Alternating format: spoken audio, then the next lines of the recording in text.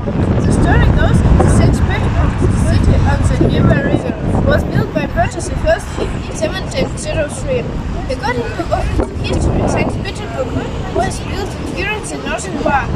One might say on the newly conquered territories.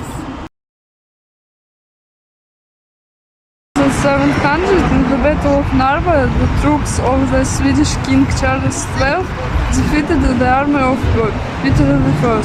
One of the sad consequences was the loss of almost all artillery by the Russians, for the restoration of which Peter I issued a decree on the seizure of church bells and their melting into guns.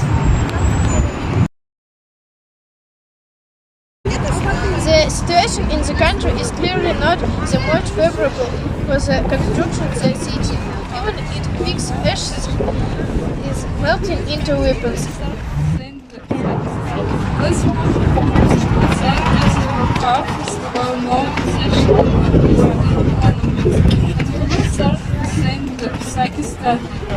the current building over the cathedral is for temple in honor of Sacred Mass. It took 40 years to build. During this time, the Russian buildings have changed. Exactly looks very majestic, and there are questions about how it was built. Huge granite columns, which as the historians say, were mainly carried by person. By the way, one column weighed about 115 tons. Look at the patch on the column, but the rest from great patriotic war, and for some reason they were not patched. Maybe now such technologies simply don't exist. And we were moving on. The next object is the Cousin Cathedral of the Mother of God, one of the largest churches in St. Petersburg. It was built on Nevsky Prospect in 1801 to 1811 to store a reward list of the miraculous icon of the Cousin Mother of God. After the Patriot War of 1812, trophies, French military banners, and the personal baton of Napoleonic Marshal David were brought here. Here is Lord M.E. Kutuzov. We see the sun everywhere in this considerably Orthodox church. There were charity of paganism, which was just before in Russia. And here is a sculpture above the entrance. Why are people big on this with the apparatus intended for Russia? Very mixed and ancient Roman soldiers. You probably know about such fortress as Staraya Ladega,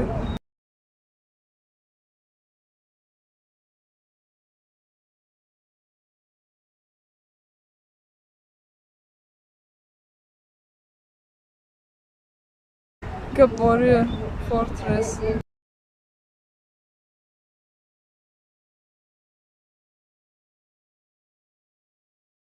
Yam fortress in Kingisepp,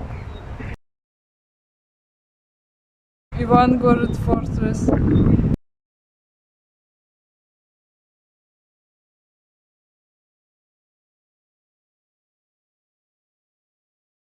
Narva castle,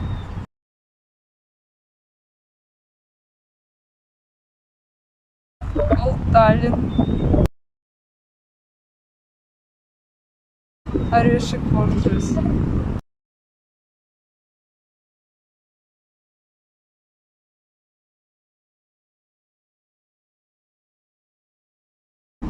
Why was it necessary to build a fortress in the middle of the land, which in fact didn't protect anything?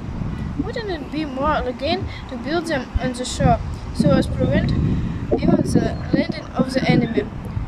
Also on the shore, the so-called ancient sea.